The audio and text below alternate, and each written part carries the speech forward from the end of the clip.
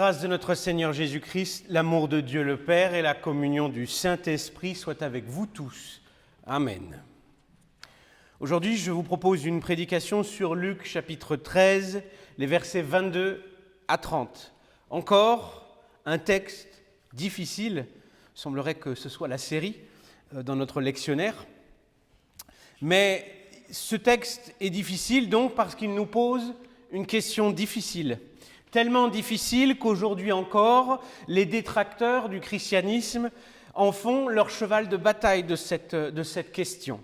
Écoutez, à partir du verset 22 jusqu'au verset 24. Il traversait les villes et les villages et il enseignait en faisant route vers Jérusalem. Quelqu'un lui dit « Seigneur, n'y aura-t-il que peu de gens sauvés ?» Il leur répondit « Efforcez-vous d'entrer par la porte étroite, car je vous le dis, beaucoup chercheront à entrer, mais ne le pourront pas. Pourquoi croire en un Dieu qui ne sauve pas tout le monde ? N'y a-t-il pas des personnes qui mériteraient d'être sauvées parce qu'elles ont été bonnes durant leur vie ? N'y a-t-il pas des gens qui ne pourraient pas savoir, mais qui seraient quand même sauvés ? Cette question de pourquoi si peu de gens sont sauvés est si gênante que le christianisme tout entier s'est tordu autour. Ce dernier siècle, on a vu la majorité des dénominations chrétiennes changer leur discours petit à petit sur cette question. La porte s'est élargie, elle est de moins en moins étroite. Pour certains, il suffit de croire un peu, de connaître, ou même juste de chercher sincèrement Dieu, ça suffirait, même si on ne le trouve pas. Je ne suis pas là parmi vous ce matin pour faire de l'apologétique, donc je ne vais pas développer sur ce que pensent les autres, mais je vais, je veux juste vous montrer à quel point ces paroles du Christ aujourd'hui dérangent encore. Les aménagements, les élargissements que les principaux courants du christianisme ont tenté de faire à cette fameuse porte pour dire qui sera sauvé ou ne le sera pas sauvé, devraient nous étonner, parce qu'ils ne placent pas ceux qui les formulent, ces élargissements, dans le camp du Christ. Jésus, quand on vient lui demander si c'est normal que peu de gens seront sauvés, il assume totalement. Il dit oui, c'est comme ça. Est-ce que nous serions devenus plus tièdes que Jésus ? Pourquoi devrions-nous chercher à répondre à cette question du salut autrement que Dieu lui-même ne le fait ? N'est-ce pas sa parole qui fait autorité ? Ou est-ce que c'est la nôtre qui dit ou essaie de dire que la porte n'est finalement pas si étroite et qu'il est possible de négocier avec Dieu une entrée un peu moins glorieuse, mais tout aussi réelle dans son royaume. Nous, humains, nous disons qu'il y a la voie principale, celle de la foi, et aussi d'autres chemins, mais un peu plus discrets. La recherche sincère, la bonne vie, le « on n'était pas au courant, désolé ». Et puis ça passe, on entre. Mais Dieu, inflexible, dit « la porte est étroite, pas d'exception ». Et cette porte étroite, c'est le Christ lui-même ouvert pour les derniers. Ça paraît dur, n'est-ce pas ? C'est dur d'avoir un Dieu plus sérieux et plus sévère que nous. Ou est-ce que ça pourrait être rassurant ?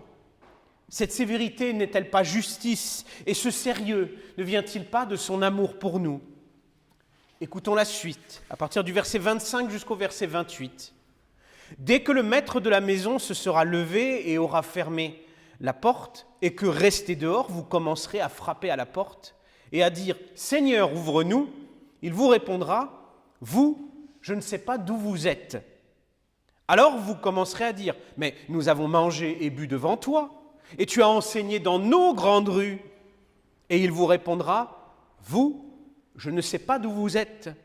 Éloignez-vous de moi, vous tous qui commettez l'injustice. » C'est là qu'il y aura des pleurs et des grincements de dents, quand vous verrez Abraham, Isaac, Jacob et tous les prophètes dans le royaume de Dieu, et que vous serez chassés dehors. La menace de pleurs et de grincements de dents, la menace de désespoir et de colère paraît sévère, surtout envers des personnes qui ont l'air d'avoir coché toutes les cases. Ne veulent-ils pas entrer ? N'est-ce pas bon signe de vouloir entrer au paradis ? Est-ce que ça ne veut pas dire qu'on a la foi ? Comment pourrait-on désirer quelque chose sans y croire profondément, sans y croire sincèrement ? Eh bien, on pourrait le désirer par opportunisme. Ne désirons-nous jamais quelque chose sans forcément croire à fond en ce qui peut nous le donner ? Ce n'est pas parce que je frappe à la porte de mes parents pour qu'ils me donnent de l'argent que je les aime sincèrement et de tout mon cœur. Ce n'est pas parce que je sais que quelqu'un peut m'aider qu'en lui demandant de l'aide, je suis sincère, fidèle et plein d'amour pour lui. Alors désirer la vie éternelle, ce n'est pas croire vraiment en Dieu, mais c'est connaître que Dieu peut sauver. On peut connaître que Dieu sauve, mais sans y croire. Car y croire, c'est voir plus loin que ce que Dieu donne. C'est découvrir pourquoi il donne, par quel amour, selon quelle grâce, et suite à quelle relation avec nous. Nous avons mangé et bu devant toi, et tu as enseigné dans nos grandes rues, disent-ils. Mais qui est au centre de cette phrase ? Est-ce que c'est eux ou est-ce que c'est Dieu ? Est-ce que c'est l'homme ou est-ce que c'est Dieu ? Nous avons mangé et bu nos grandes rues. C'est un honneur qu'ils ont fait à Dieu d'avoir passé du temps avec lui et de l'avoir accueilli dans leur ville.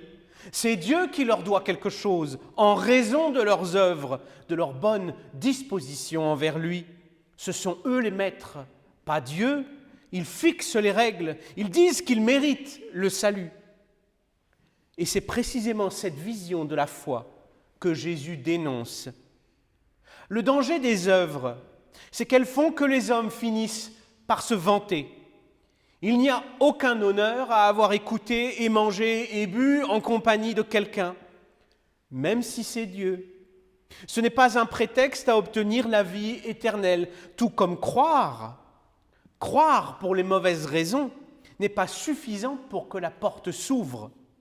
Car ce qui fait que la porte s'ouvre, c'est la décision de Dieu. Et cette décision n'est pas une récompense pour un bon comportement. Le salut ne s'achète pas, même avec une foi exemplaire ou une hospitalité exceptionnelle. Le salut n'est obtenu que parce que Dieu le donne, le décide, l'offre selon sa grâce, selon son amour, selon sa générosité propre. Car nos œuvres n'ont pas la valeur que nous croyons, même quand nous imaginons que les Écritures proclament leur valeur. Même si nous faisions les plus grands miracles, les guérisons les plus impressionnantes, les plus retentissantes, même si nous arrêtions toutes les guerres, toutes les famines, toutes les injustices, cela ne nous obtiendrait pas justice face à l'infini et à l'éternité. Cela ne changerait pas le verdict de Dieu. Nous sommes sauvés par grâce, et la grâce, par définition, est une faveur imméritée, quelque chose qui ne peut pas venir de nous, qui ne peut pas être obtenu parce que nous avons eu des bons points. Alors comment surmonter notre impuissance ? Si nous ne pouvons rien faire, que nous reste-t-il ? Écoutons la suite, versets 29 et 30. On viendra de l'est et de l'ouest, du nord et du sud, pour s'installer à table dans le royaume de Dieu. Ainsi, il y a des derniers qui seront premiers et des premiers qui seront derniers. Qui sera sauvé ? Ceux qui viennent de loin, de l'est et de l'ouest, du nord et du sud, ceux qui n'auront pas accueilli le Seigneur dans leur rue, ceux qui n'auront rien fait pour être hospitaliers avec lui, ceux qui auront été si éloignés que c'est un miracle qu'ils aient entendu sa parole, ceux qui s'installent à sa table dans le royaume de Dieu. c'est-à-dire pas seulement ceux qui mangent devant lui, mais qui mangent avec lui. Le contraste du passage, que le passage montre, nous témoigne que certains n'ont fait que passer devant Jésus, tandis que d'autres s'installent à sa table avec lui. Que ceux qui sont rejetés n'ont pris qu'un repas passager avec le Christ, tandis que ceux qui viennent de loin, parce qu'ils viennent de loin, s'installent à table pour rester longtemps, pour être avec Dieu, pour s'installer dans la demeure qu'il a préparée pour eux. Qui sera sauvé? Les derniers, pas les plus populaires, pas les meilleurs, pas ceux qui font le plus de choses, pas ceux qui connaissent le plus, ni même ceux qui proclament le plus leur croyance, leur foi. Les derniers. Écoutez Paul, 1 Corinthiens, chapitre 1, versets 26-29. « Regardez mes frères, comment vous avez été appelés. Il n'y a pas parmi vous beaucoup de sages selon la chair, ni beaucoup de puissants, ni beaucoup de nobles. Dieu a choisi ce qui est fou dans le monde pour faire honte aux sages. Dieu a choisi ce qui est faible dans le monde pour faire honte à ce qui est fort. Dieu a choisi ce qui est vil dans le monde, ce qu'on méprise, ce qui n'est pas, pour réduire à rien ce qui est, de sorte que personne ne puisse faire le fier devant Dieu. Regardez, petite assemblée, vous avez été appelés par Dieu pour être sauvés.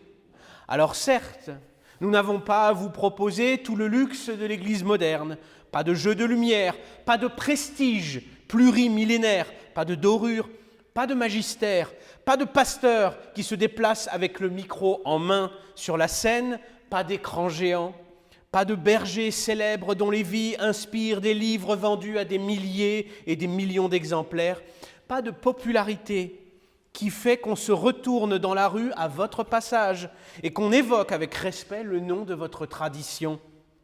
L'Église luthérienne est folle, elle est même méprisable pour beaucoup de gens à cause, dit-on, de la fracture que nous avons causée il y a 500 ans.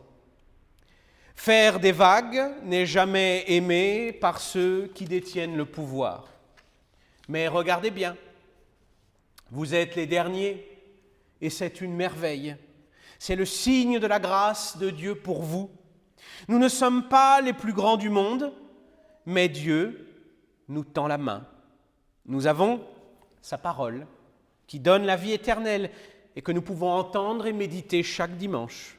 Nous avons le Saint Baptême où Dieu nous régénère, nous adopte comme ses enfants et nous délivre de l'esclavage du péché. Le baptême donne objectivement le pardon des péchés et la nouvelle naissance.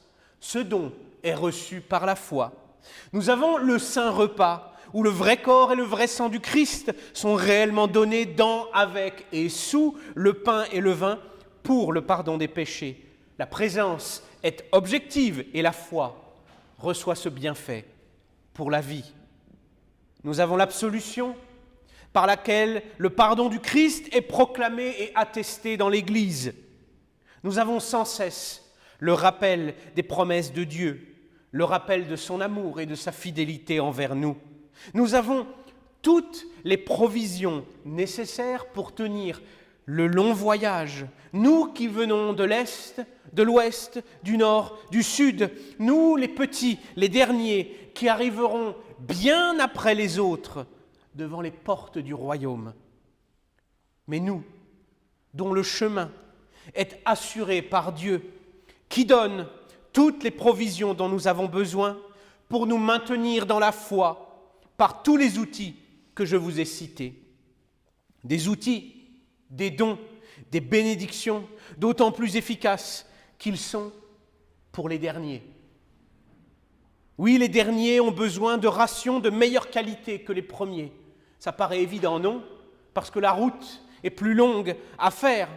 Plus le chemin à parcourir est long et plus nous aurons de grâce, plus nous aurons d'épreuves à endurer et plus nous verrons Dieu agir pour nous. Ce qui est visible, ce qui brille, n'est pas toujours fait d'un métal précieux. Le toc paraît plus clinquant que l'or. Nous sommes les derniers qui viennent de plus loin, plus de chemin à parcourir, une plus longue route. Nous aurons, certes, moins de consolation du monde que les autres, mais nous aurons plus de consolation venant de Dieu.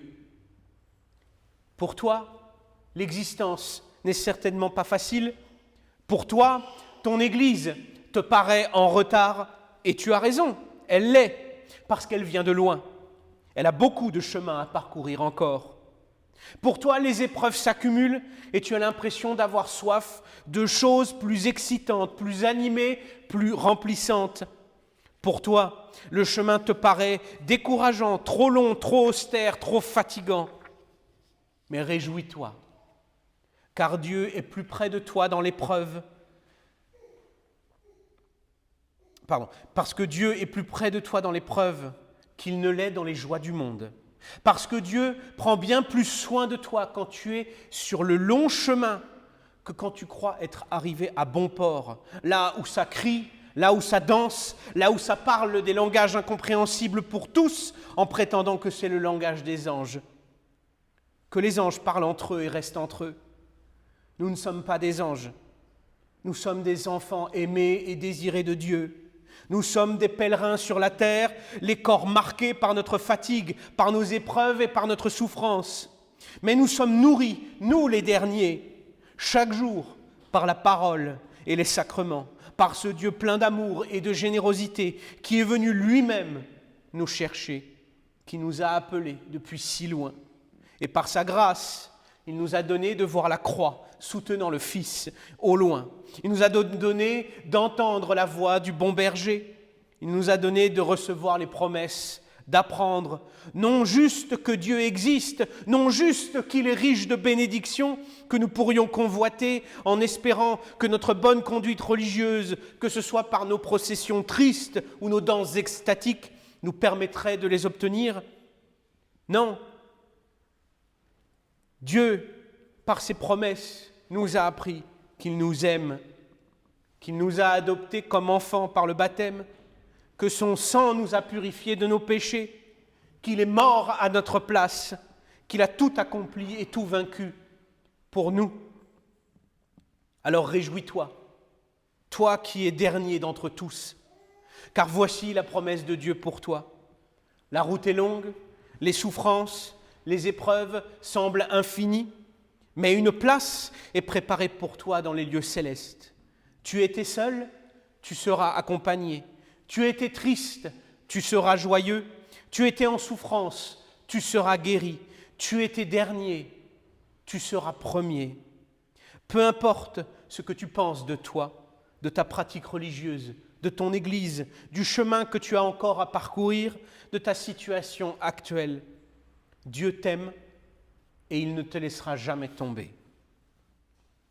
Alors que la paix de Dieu, qui surpasse toute intelligence, garde vos cœurs et vos esprits en Jésus-Christ pour la vie éternelle. Amen.